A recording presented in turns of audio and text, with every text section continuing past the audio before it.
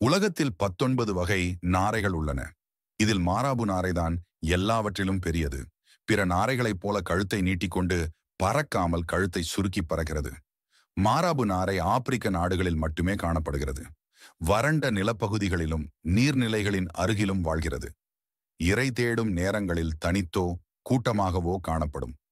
வனவிலங்குகள் வேட்டையாடி தின்றபின் விட்டுச் சென்ற சடலங்கள் இருக்கும் இடங்களிலும், நகரங்கள் கிராமங்களில் உள்ள குப்பை தொட்டிகள், கசாப்பு கடைகள் அருகிலும், மீன்பிடி கிராமங்களிலும் இவற்றை காணலாம்.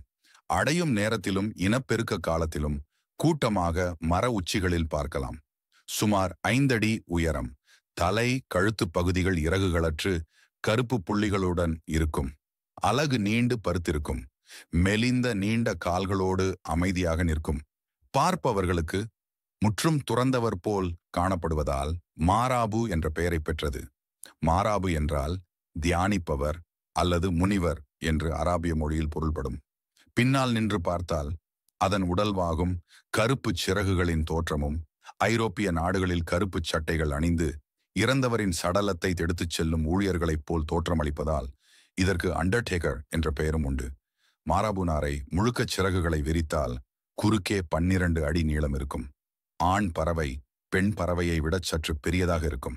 மாராபு நாரையின் முன்கழுத்தின் கீழ் சிவப்பு நிறத்தில் நீண்ட தோல்பையும், பின்கழுத்து பகுதியில் ஒரு சிறிய தோல்பையும் காணப்படும்.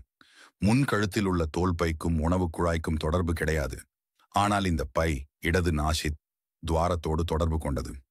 இந்த தொடர்பு மூலம் காற்றை உள்ளே இழுத்தும் வெளிவிட்டும் பையை விரிக்கவும் சுருக்கவும் முடியும்.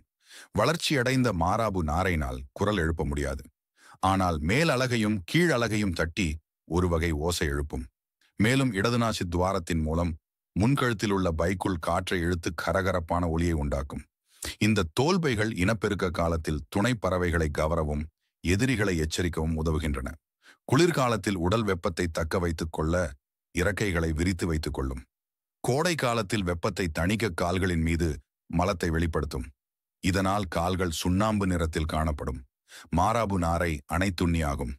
புழு, பூச்சிகள், பாம்பு, பிற பறவைகளின் முட்டை, குஞ்சு, பிணம் போன்று எல்லாவற்றையும் உண்ணும். இவை பிணந்தின்னும் கழுகுகளை பின்பற்றி பறந்து போய் பிணம் காணப்படும் இடத்தை தெரிந்து கொள்ளும். கழுகுகள், கழுதை புலி, சிங்கம் போன்ற மிருகங்கள் வேட்டையாடி இரையை உண்ணும்போது பொறுமையாக ஒதுங்கி நிற்கும். சந்தர்ப்பம் கிடைத்ததும் இரையை கவர்ந்து விழுங்கிவிடும். காடுகள் தீப்பற்றி எரியும் போது நெருப்புக்கு முன்னால் ஓடி சுவாலைக்கு தப்பி ஓடும் சிறு பூச்சிகள், சிறு விலங்கினங்களை கவர்ந்து உண்ணும்.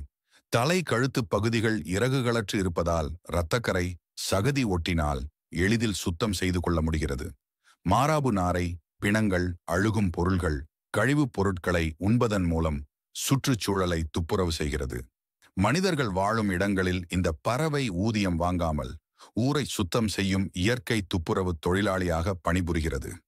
வியாதி கிருமிகள் பரவுவதை தடுக்கிறது. நன்றி. ஹலோ உறவுகளே, உயிர்கள் பற்றி அறிய சப்ஸ்கிரைப் செய்யுங்கள்.